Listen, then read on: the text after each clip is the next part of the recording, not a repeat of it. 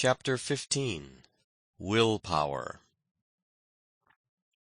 In the moral world there is nothing impossible if we can bring a thorough will to do it.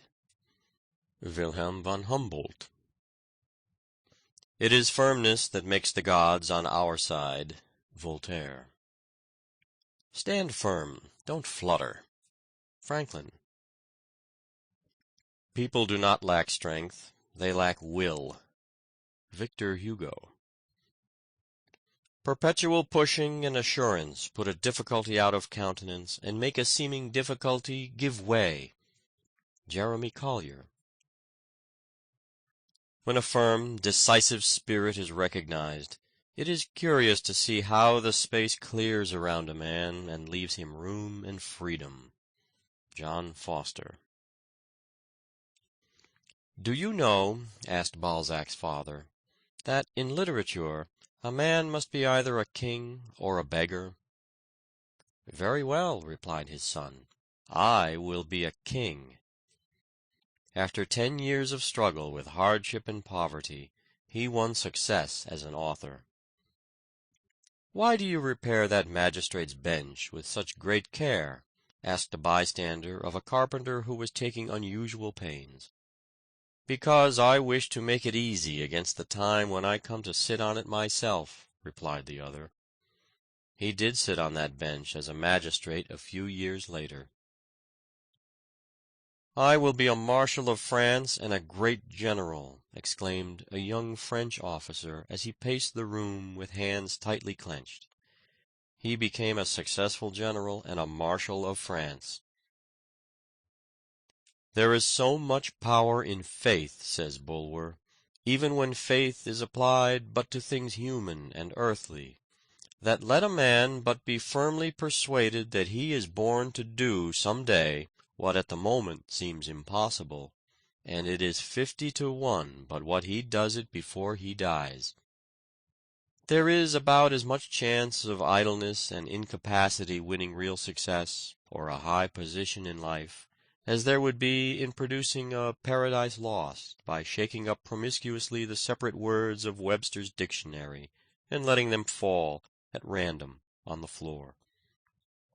Fortune smiles upon those who roll up their sleeves and put their shoulders to the wheel, upon men who are not afraid of dreary, dry, irksome drudgery, men of nerve and grit who do not turn aside for dirt and detail. "Is there one whom difficulties dishearten?" asked John Hunter. "He will do little. Is there one who will conquer? That kind of man never fails." "Circumstances," says Milton, "have rarely favored famous men.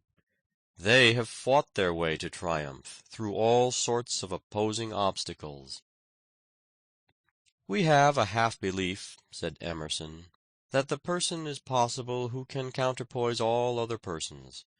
We believe that there may be a man who is a match for events, one who never found his match, against whom other men being dashed are broken, one who can give you any odds and beat you." The simple truth is that a will strong enough to keep a man continually striving for things not wholly beyond his powers will carry him in time very far toward his chosen goal. At 19, Bayard Taylor walked to Philadelphia, 30 miles, to find a publisher for 15 of his poems. He wanted to see them printed in a book, but no publisher would undertake it.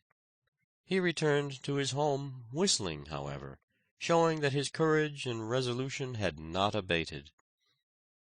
In Europe he was often forced to live on 20 cents a day for weeks on account of his poverty. He returned to London with only 30 cents left. He tried to sell a poem of 1,200 lines, which he had in his knapsack, but no publisher wanted it. Of that time he wrote, "My situation was about as hopeless as it is possible to conceive." But his will defied circumstances, and he rose above them. For 2 years he lived on $250 a year in London, earning every dollar of it with his pen. His untimely death in 1879, at 54, when minister to Berlin, was lamented by the learned and great of all countries. We are told of a young New York inventor, who about 20 years ago spent every dollar he was worth in an experiment which, if successful, would introduce his invention to public notice and ensure his fortune, and, what he valued more, his usefulness. The next morning the daily papers heaped unsparing ridicule upon him. Hope for the future seemed vain. He looked around the shabby room where his wife, a delicate little woman, was preparing breakfast. He was without a penny. He seemed like a fool in his own eyes. All these years of hard work were wasted. He went into his chamber, sat down, and buried his face in his hands. At length, with a fiery heat flashing through his body, he stood erect. "It shall succeed," he said, shutting his teeth. His wife was crying over the papers when he went back. "They are very cruel," she said. "They don't understand." "I'll make them understand," he replied cheerfully. "It was a fight for 6 years," he said afterward. "Poverty, sickness, and contempt followed me. I had nothing left but the dogged determination that it should succeed." It did succeed. The invention was a great and useful one. The inventor is now a prosperous and happy man. Napoleon was a terrible example of what the power of will can accomplish. He always threw his whole force of body and mind direct upon his work. Imbecile rulers and the nations they governed went down before him in succession. He was told that the Alps stood in the way of his armies. "There shall be no Alps," he said, and the road across the Simplon was constructed, through a district formerly almost inaccessible. "Impossible," said he, "is a word only to be found in the dictionary of fools." He was a man who toiled terribly, sometimes employing and exhausting 4 secretaries at a time. He spared no one, not even himself. His influence inspired other men, and put a new life into them. "I made my generals out of mud," he said. To think we are able is almost to be so. To determine upon attainment is frequently attainment itself. Thus earnest resolution has often seemed to have about it almost a savor of omnipotence. The strength of Suwarrow's character lay in his power of willing, and like most resolute persons, he preached it up as a system. Before Pizarro, d'Almagro, and de Luc obtained any associates, or arms, or soldiers, and with a very imperfect knowledge of the country or the powers they were to encounter, they celebrated a solemn mass in one of the great churches, dedicating themselves to the conquest of Peru. The people expressed their contempt at such a monstrous project, and were shocked at such sacrilege. But these decided men continued the service, and afterward retired for their great preparation, with an entire insensibility to the expressions of contempt. Their firmness was absolutely invincible. The world has deplored the results of this expedition, but there is a great lesson for us in the firmness of decision of its leaders. Such firmness would keep to its course, and retain its purpose unshaken amidst the ruins of the world. At the Battle of Marengo, the French army was supposed to be defeated, but while Bonaparte and his staff were considering their next move, Desailly suggested that there was yet time to retrieve their disaster, as it was only about the middle of the afternoon. Napoleon rallied his men, renewed the fight, and won a great victory over the Austrians, though the unfortunate Desailly lost his own life in that field. What has chance ever done in the world? Has it built any cities? Has it invented any telephones, any telegraphs? Has it built any steamships, established any universities, any asylums, any hospitals? Was there any chance in Caesar's crossing the Rubicon? What had chance to do with Napoleon's career, with Wellington's, or Grant's, or von Moltke's? Every battle was won before it was begun. What had luck to do with Thermopylae, Trafalgar, Gettysburg? Our successes we ascribe to ourselves, our failures to destiny. A vacillating man, no matter what his abilities, is invariably pushed to the wall in the race of life by a determined will. It is he who resolves to succeed, and who at every fresh rebuff begins resolutely again, that reaches the goal.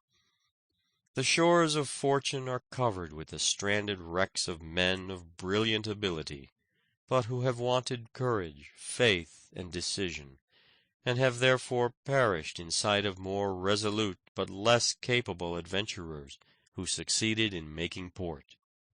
Hundreds of men go to their graves in obscurity, who have been obscure only because they lacked the pluck to make a first effort, and who, could they only have resolved to begin, would have astonished the world by their achievements and successes. The fact is, as Sidney Smith has well said, that in order to do anything in this world that is worth doing, we must not stand shivering on the bank and thinking of the cold and the danger, but jump in and scramble through as well as we can. Is this not a grand privilege of man, immortal man, that though he may not be able to stir a finger, that though a moth may crush him, that merely by a righteous will he is raised above the stars, that by it he originates a good in the universe which the universe could not annihilate, a good which can defy extinction, though all created energies of intelligence or matter were combined against it. A man whose moral nature is ascendant is not the subject, but the superior of circumstances. He is free, nay, more, he is a king.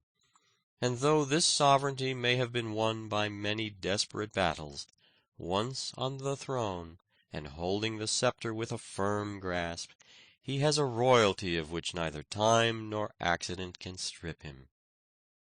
What can you do with a man who has an invincible purpose in him, who never knows when he is beaten, and who, when his legs are shot off, will fight on the stumps? Difficulties and opposition do not daunt him. He thrives on persecution. It only stimulates him to more determined endeavor. Give a man the alphabet and an iron will, and who shall place bounds to his achievements? Imprison a Galileo for his discoveries in science, and he will experiment with the straw in his cell. Deprive Euler of his eyesight, and he but studies harder upon mental problems, thus developing marvelous powers of mathematical calculation. Lock up the poor Bedford tinker in jail, and he will write the finest allegory in the world, or will leave his imperishable thoughts upon the walls of his cell. Burn the body of Wycliffe and throw the ashes into the Severn, but they will be swept to the ocean, which will carry them, permeated with his principles, to all lands. The world always listens to a man with a will in him. You might as well snub the sun as such men as Bismarck and Grant. Hope would storm the castle of despair. It gives courage when despondency would give up the battle of life. He is the best doctor who can implant hope and courage in the human soul. So he is the greatest man who can inspire us to the grandest achievements. Our remedies oft in ourselves do lie, which we ascribe to heaven. The fated sky gives us free scope, and only backward pulls our slow designs when we ourselves are dull. How much I could do if I only tried!